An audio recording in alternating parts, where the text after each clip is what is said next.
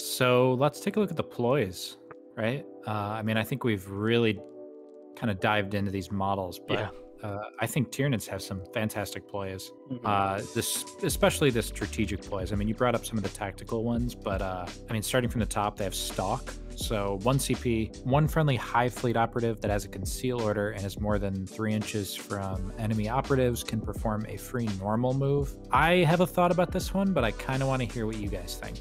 I've used it because it's outside of your activation. So my understanding is that you can still do a normal move during your activation, or you can stalk and then charge, or so you can do all those fun things. It's a good way to get like a heavy into a better firing position if they can do a normal move before it starts and then dash and shoot. It's a good way to get a jump on an objective that might look like it's out of reach turn one, and just kind of establish control of the center of the board, center objective, and say, okay, come on in, let's fight over this if you want. I definitely found good use for that. I'm glad that we have it. My thought was, unless Ryan, do you have anything you want to talk about with stock? Like Sean said, it's good for moving a model with a heavy weapon outside of its normal activation. So, I mean, free movement is always good. So what this thing makes me think about, kind of going back to last edition, is especially if you do this turn one and you pair it with the free dash action, it's kind of like having a veteran move, right? Oh, you're so right.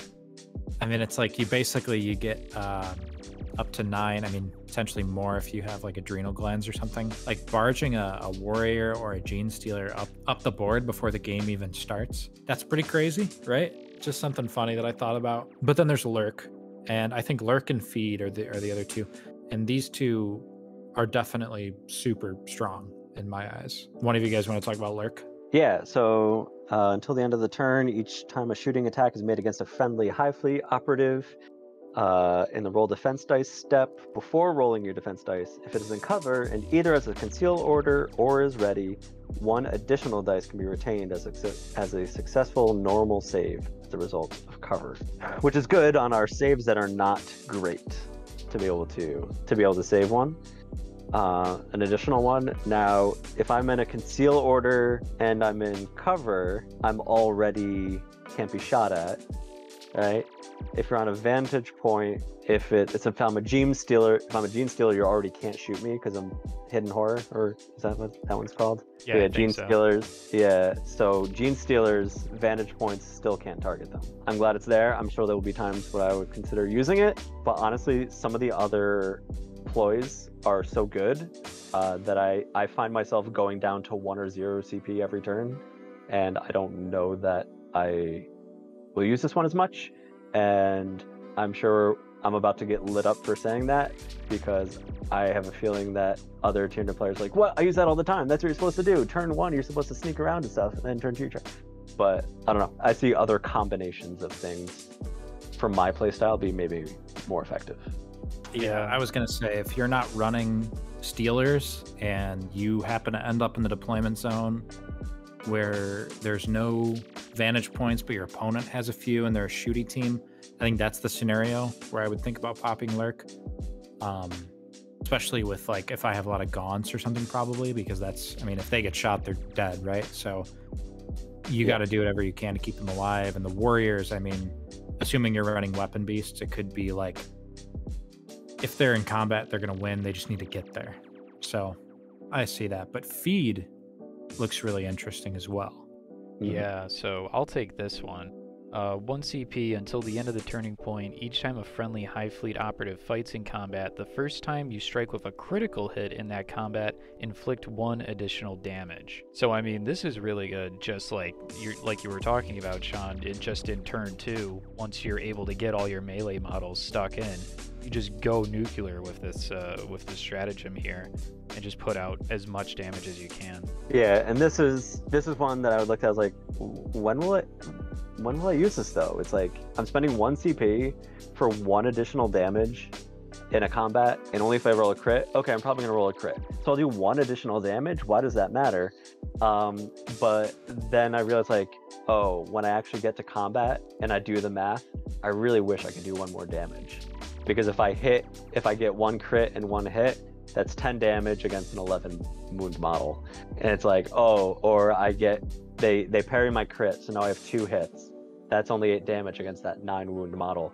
And there's so many times already where I was like, man, I wish I just had 1 extra damage. So, I mean, this has taught me to be better in terms of really knowing exactly how many wounds are remaining on each of my opponent's models and what combats could develop over the course of the turn to see if it might be worth popping. You know, because this is the one thing in our, you know, 5-6 pages here that I thought might be overkill, but there have definitely been times where I missed out on killing a model by 1 damage, or I could kill them, but they got 1 more swing in because it took me down to like my 3rd die instead of my being able to take them out in 2. So now, if I had done 1 more damage the first die, it would save them from being able to hit me back. Which in Warriors, when you have a lot of wounds to spare, maybe not a big deal, but Gene Stealers only have 9 wounds. It's kind of a huge deal if they get to smack you for 4 or 5 before you finish them off. If you see melee coming, definitely take stock of how many wounds are remaining on the opponent's model and look at your potential offensive output before deciding whether or not to use, before looking this over, because it could definitely end up making a big deal in that combat. Yeah. I like this tactic the more I look at it, just because of the relentless that the Hormigons and the Gene Stealers get. You know, just being able to have that ability where you're re-rolling all of your hits. Chances are you're going to get at least like 1 or 2 crits every time one of those models fights. Yeah, the fact that it's only the first crit does 1 extra damage is really what kind of makes me kind of pass it over again, and then I later might wish I had it for that 1 damage, but it is just 1. So I don't know, definitely pay close attention before getting yourself into combat. For sure. So let's talk about the tactical ploys now. There are 3 of them. They're all 1 CP, starting with Unseen Hunter for 1 CP. Use this tactical ploy at the start of or end of any activation. Select 1 friendly Hive Fleet operative that has not performed a shooting attack during this turn. You can change its order. Basically, it's just a free order change that happens at the start or end of an activation. This is really useful, right? Because first of all, you can do it turn 1, whereas otherwise you have to keep the activation. This has come in handy for me mostly with the heavy shooters, because, you know, so you can stay concealed, or like declare your model as concealed before the first turning point, and then when it's time to shoot, it just says you can't do it after you shot, so you can activate and change it and still get your shot during the first turning point, even though you started concealed. So you can put yourself in what might seem like a vulnerable position that has a really good shot, like covering a firing lane across the board, and just put yourself so you have a really wide view of the board, and keep yourself in conceal so they can't shoot you turn 1, but then pop this and take your shots. Alternative being, or maybe additionally, okay, so now you've taken your shot turn 1, you're in engage, you go to the next turning point, and it says at the start of any activation, not at the start of this model's activation, you just put yourself back into conceal, so you're not vulnerable. Oh my god. Spend as long as you need to in conceal, and then when it's your activation, you just do your normal activation change to engage. Because I've, you know, again, I don't have a ton of games under my belt yet, but it's definitely, I learned very quickly that when you have a high value target like a heavy gunner warrior, even when it has 18 wounds, that thing is suddenly going to have a big target on its head. And if you take your shot, now you're going to get gunned down by the whole rest of their team. For sure. Yeah. So being able to kind of flip-flop in and out of engage and conceal at funny times, so that it's funny to imagine too, this huge beefy Tyranid warrior with this huge venom cannon, like popping up to take a quick shot and then ducking down again. It's like, you know, I guess it's Unseen Hunter, so I guess it's more like a chameleon effect. that they're Yeah. going for. But yeah, it's super effective. You can do and you some can cool see, stuff too. yeah, oh yeah, it's really satisfying, and it feels super unfair. Until you realize that after turn 1, you're like, oh, I used like 3 CP on one model because I stalked before the turn started, and then I did this and I did that and I did, you know. So yeah, we use a ton of CP, but do cool stuff with it. I had a game against a guy who I was in combat with his warrior, and I had all these guns pointed at the warrior, assuming that that warrior was going to kill the guy that it was in combat with, and what, like, on its activation, and then try and hide. They did what I thought they were going to do, but then after they hid, they popped this and made themselves concealed, and now I can't shoot at them. So Yeah. I mean, I think It's it's just like, it's interesting because I think it rewards players that are kind of thinking outside the box a little bit on what they're able to get away with. Yeah, because it's just after shooting, so you can fight in combat and then do it. Will the next- Hive mind? Yeah, so that's the one I mentioned earlier, where use it when a friendly Hive Fleet operative within hex of a friendly Hive Fleet Synapse operative is activated. Add 1 to the activated operative's APL. So as we already said, with Synapse, all warriors are going to be within their own bubble, so all warriors can always use this to go up to 3 APL. Otherwise, if you're running warriors, you're going to have 3, and they each get a 6-inch bubble. So you're covering a lot of the board. So even if you wanted to use it on a Gene Stealer or a Gaunt, there's a good chance you will be in range for it, which is good for double moving and activating an objective if it's one of those action objectives. And then aggressive bio strain. Ryan, you want to take that one? Yeah. 1 CP, use this tactical play after making a shooting attack with a friendly Hive Fleet operative in which the target did not lose any wounds. Repeat that shooting attack. So 1 CP, shoot again. Just solid, really. Yeah, well, if you didn't do anything in the first shot. Yes, of course. But Which is going to happen, like we talked about. Yeah, it's a good insurance policy for when you really have to kill a model that you're not already engaged in combat with. Yeah, Death Spitter is damage 4/5, Barb Strangler is 4/5, Blast, Venom Cannon's 5/6. So, you know, if you're doing any damage, you're doing a good amount of damage. So, you know, so you can't shoot again or whatever. But it's when you don't get any, getting that second shot, especially with Ballistic Skill 4, it's really good. Now, what I'm like double checking the wording on. So, Blast. Think of the Barb Strangler.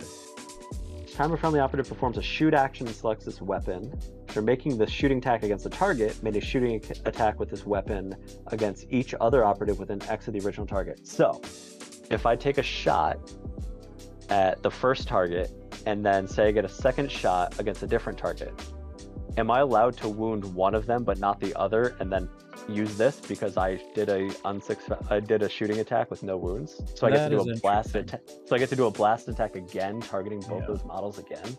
Oh man! Rules as written, it sounds like you can. I think so too. Yeah. Because you are making a shooting attack that did not lose any, you know, where they didn't lose any wounds. And the target was still the original model, and it does say in which the target did not lose any wounds. So that's definitely an interesting thing to think about. Yeah, that's an interesting edge case.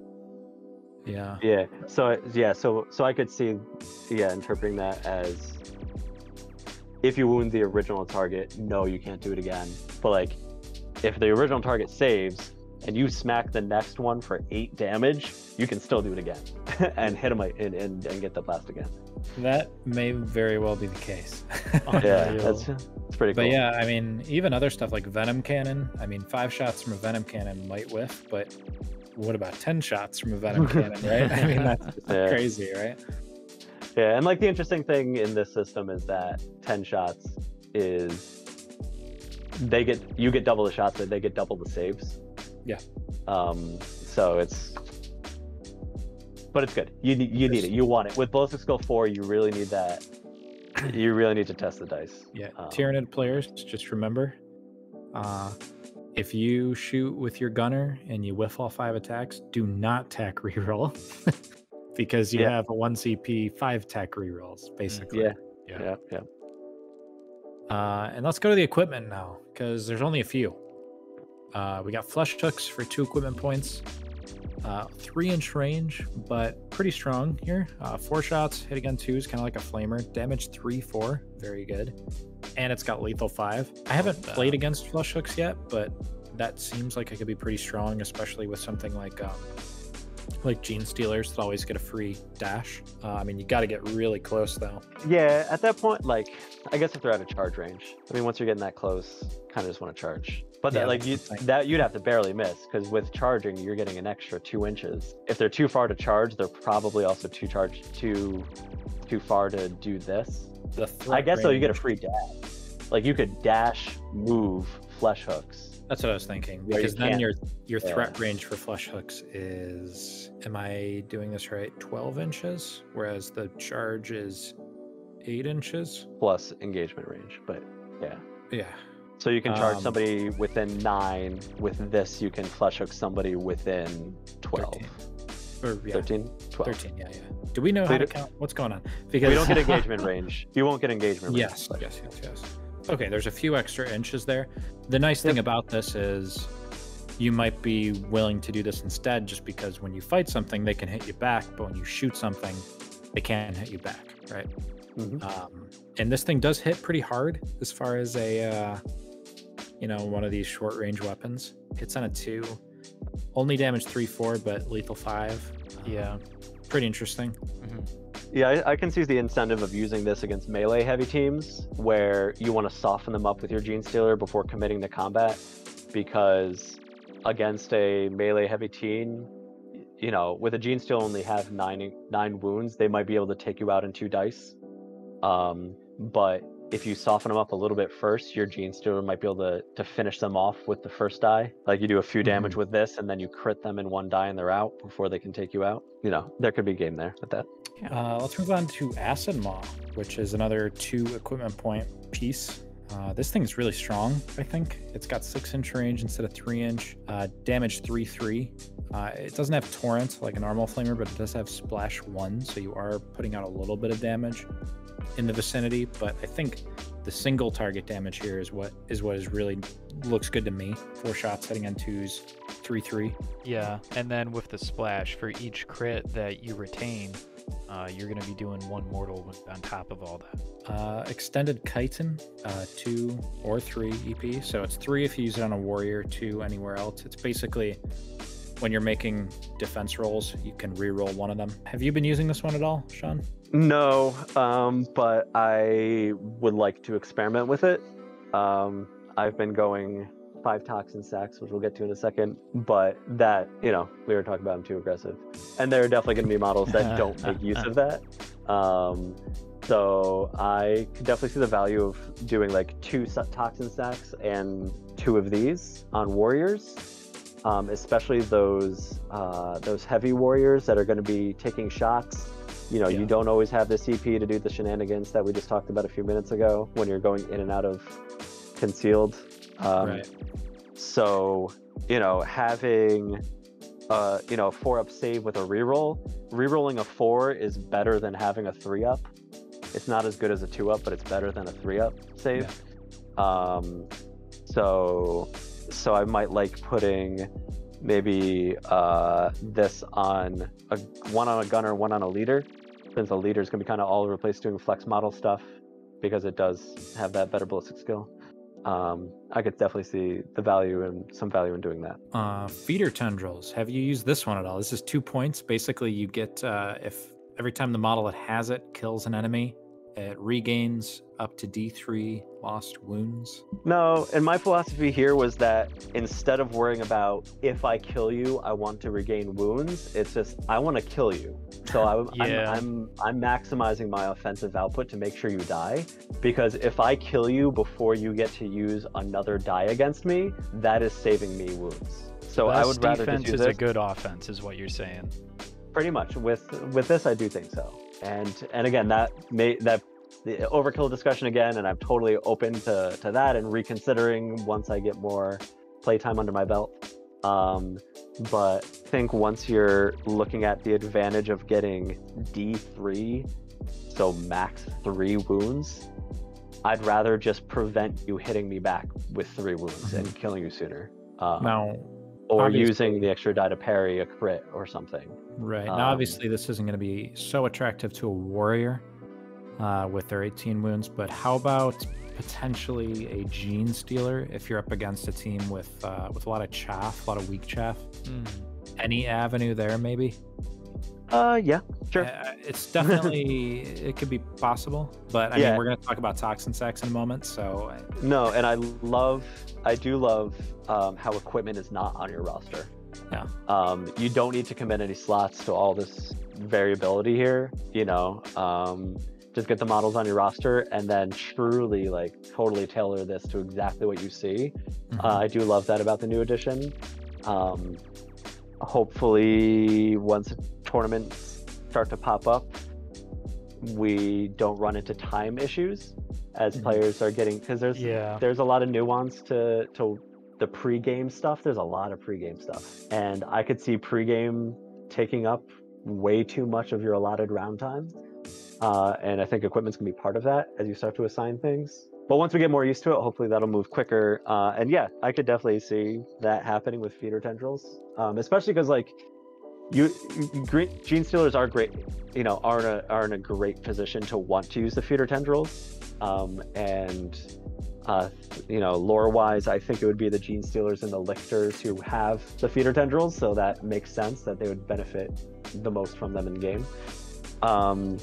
So yeah, if I'm running against a bunch of chaff, I'm probably going to want to make sure I have a healthy number of models on the board. So I'm probably not going to run 6 warriors. I will be dipping into gene stealers, and yeah, that could do work. And I think the only time when you would consider this, and tell me what you think, is in a scenario where you're not running a warrior fire team, because otherwise, I mean, I think the big benefit to this, because obviously the gene stealer only having 9 wounds, 10 with the leader, you want to be able to get up if you're injured, get out of that injured territory. Whereas if you have warriors with synops around, you're less likely to care because you're never injured. I think if I don't have warriors and I'm running a lot of killy gene stealers, I think that's the scenario where I would want to do it. Let's get to toxin sacks, because we were talking about overkill, and this is a really good example of that. Yeah, so each time this operative fights in combat, in the roll attack dice step of that combat, if you retain any critical hits, you can retain one of your failed hits as a successful. It's just so good, because I mean, especially in you're rolling 5 dice for a lot of these guys. You know, at least for the gene stealers, and if you have the weapon beast warrior, you're rolling 5 dice. Gene stealers get to re-roll if you're doing talent or rending claws, which, you know, I've seen some with rending claws and scything talents. But if you have double rending claws, which seems to be a little bit more popular, you're getting relentless to re-roll. So, you know, you're rolling 5 dice. You're probably, and then you get to re-roll any misses. Or really, if you just want to fish for crits, you can always choose to do that. And you're hitting on 3s, which is good. So you're probably, after all that, you maybe missed on 1 or 2. Like, if you missed 2 attacks, you're super unlucky at that point. And then, but you're probably going to get a crit in there, and now you get the rending turns 1 into a crit, and you get this turning a miss into a hit. So huge offensive output. Or again, do the best defense is a good offense. You start by pairing things, which I don't know if it was in our game, Ryan. I think it might have been, where you had a hit and a crit that could do. It was like a 4 or 5 weapon. Maybe it wasn't you. Maybe, or was it Bloodletters? Maybe in our game, Shane. But yeah, my first move was to cancel a crit so that it would force you to hit me 3 times instead of twice. And then once you see that can't happen, now the rest of my days are going through offensively.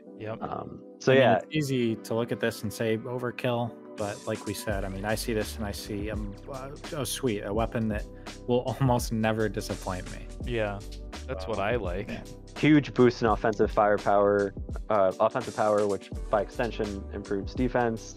Yes, there will be times when you have extra offense dice that didn't get used.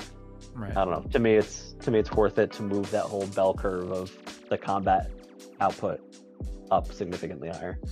And last but not least, adrenal glands, 2 points.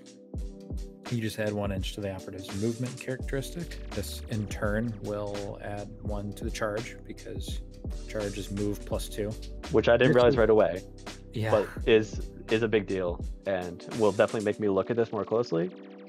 I've seen a lot of debate between toxin sacs and adrenal glands, and I definitely think both are good. I don't think there's really a wrong choice per se. But the way I see it is toxin sacs, when you're fighting, some bad dice or not enough good dice can lose you a game. Whereas having 1 less inch is never going to lose you a game, but it can win you a game if you're playing it correctly. Does this make sense? Yeah. And I so think I'd rather have the thing that can prevent me from losing. Yeah. Yeah, because like, I mean, there are definitely times where you'll barely miss a charge that would change the game big time. In the first edition, toxin sacs weren't as popular as adrenal glands. I don't think. Maybe I just didn't see enough. But in first edition, toxin sacs, I think it was if you roll a 6 to wound, it changes your damage to damage 2. That doesn't have as much of an impact as often as in this game, where you're going to be rolling more 6s because you're using your full number of attacks to roll and you get rerolls. Where by the time you get to the wound step, there are fewer dice to roll to hit those 6s. And then the result is much, getting a 2 damage in kill team 1. Like, yeah, it affected the injury roll, but it's still not the same as turning a missed hit into a regular hit here. Okay, so toxin sacs are way better now than they were in kill team 1. On top of that, adrenal glands in kill team 1 added an inch, and they add an inch now. So at face value, it seems like it's exactly the same, but it's not really, because in kill team 1, you had to roll for the charge. So 1 extra inch doesn't actually represent an inch. It represents a statistical improvement to your die roll, and it makes a successful charge more likely. Where here, it's like the only time it matters is if you're within that 1 inch. Needing to roll an 8 in kill team 1, and now only needing to roll a 7 is like an incredible buff to your odds of getting a successful charge. And that 1 inch would, sometimes it was worth more than other times, but now it's always just an inch. And you can't always guarantee that that inch is going to matter. But the odds always improved in kill team 1 when doing a charge roll with +1. And now you're looking at what is a reliable threat range just going up by 1, because now everybody charges 8 inches. Well, not everybody. 4-inch movers are slow, but when everybody on your team is charging 8 inches, suddenly charging 9 inches is not as big of a deal as getting that that increase to your odds, I guess is kind of what you're saying. Yeah. And I would agree with that. Overall, I think I prefer toxin sacs to adrenal glands. And I think everything else on this list, spear tendrils, chitin, and then the 2 ranged weapons, I think are more situational. Yeah, I'd agree with that. Yeah. So let's rewind a little bit before we finish. And I think it'd be cool for Sean, why don't you tell us what your favorite combination is to make a kill team here? I really love having 1 Gene Stealer fire team and 1 warrior fire team with the warrior leader, and depending on what I'm playing, either a venom cannon or a barb strangler, and then 1 weapon beast fight. The warrior leader is an awesome flex model. You got your heavy gunner holding down 1 good lane, and then you have 1 durable offensive monster, and then 5 like more glass cannon-y monsters in melee that can do all kinds of fun sneaking around the board concealed and then popping out at you. I think that strikes a good balance of offensive output and number of bodies. That's 8 bodies. I fully admit I have not played with a swarm yet, swarm fire team. I'm eager to try. I know there's some people very excited about it because of the group activation. We already kind of touched on the Devourer Gaunts getting to kind of double tap on somebody. by having both models activate right in a row. But it's also like you can charge in with 2 gaunts, and now you have the assist benefit to weapon skill. Yeah, hitting on 3s all of a sudden. Yeah. So I'd be a little afraid at charging and fighting, because it's very possible that they'll kill the first one before the second one gets there, and then you don't get the assist. But like you can charge with the first, charge with the second, attack with the assist, and then if he kills it, that model's still tied up for the rest of the turn, and I can always fight a now softened up model with that other gaunt. Right. So I'd probably be more likely to use it that way. There's also some of the cycle charging stuff that Tyranids made kind of popular in first edition, where you kind of do a fallback with a damaged gaunt and charge it with a fresh one and just kind of keep going in a circle to tie things up. It doesn't work the same way in this edition, but there might still be some potential there. Rotating out damaged guys to go hold an objective and get somebody fresh to fight. Just other silly numbers there. My roster right now is 1 Gene Stealer fire team, 1 Swarm fire team with all Hormagaunts, 2 Warrior fire teams, getting ready to do 2 Heavies, a Leader, and 3 Weapon Beasts. And then that leaves 1 spot left for it could be a leader, a Gene Stealer leader, in case you thought you might want to go Gene Stealer fire team with a Swarm. That allows you to do that and have a leader model. Although I'll probably make the change though, because I really don't see myself ever going without 1 Warrior fire team. Yeah. So I'll always have that awesome flex model in the Warrior leader. So then that last model on the roster could either be a different variation of a Warrior fighter, maybe one with like a Devourer and either Bone Sword or Bone Sword Lash Whip. Just add another flex model on there. Or a Devourer Gaunt. So if I ran the Swarm, I could go 6 Hormagaunts and 1 Devourer Gaunt.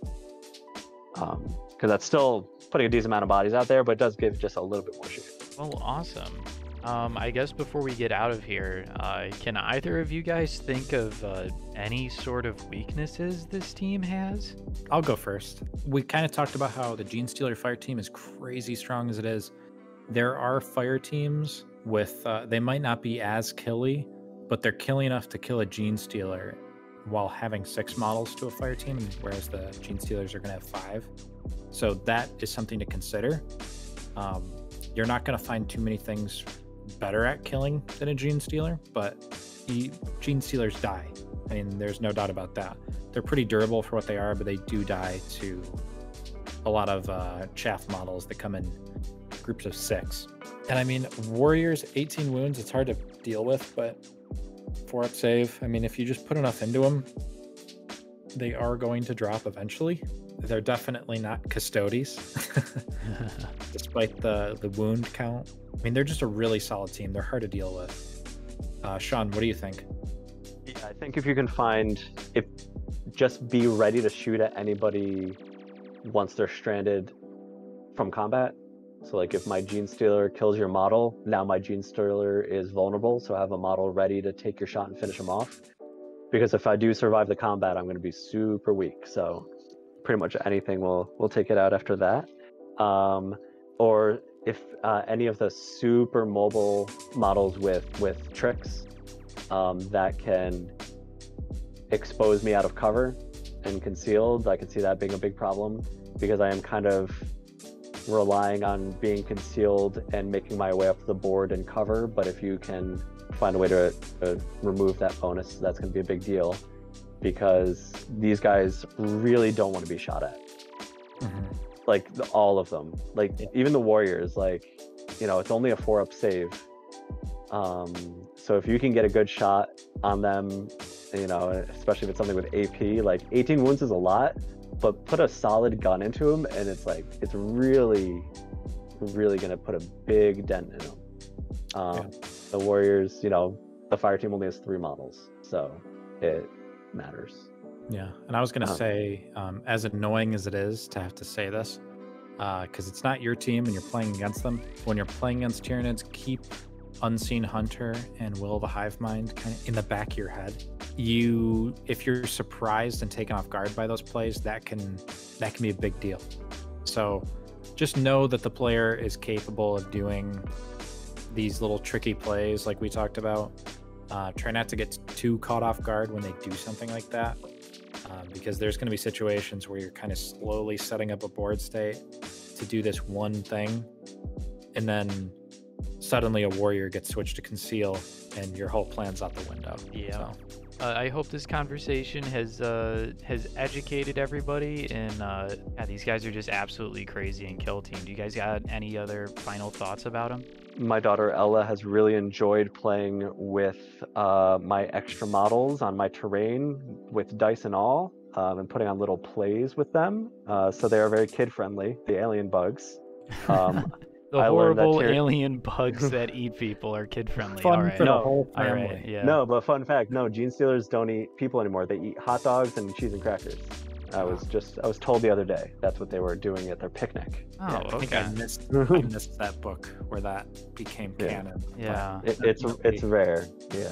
I think that's after they attack the Blood Angels' home planet.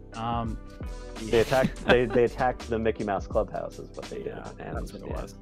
Well, Sean, thank you for once again for joining us and helping us learn about Tyranids in the new edition of Kill Team. Thank all you guys for watching us on YouTube. Don't forget to hit that subscribe button if you haven't already. Thank you to our supporters over on Patreon for really making all this possible. We really can't thank you enough, and I hope to see you all again in the next one. Bye-bye.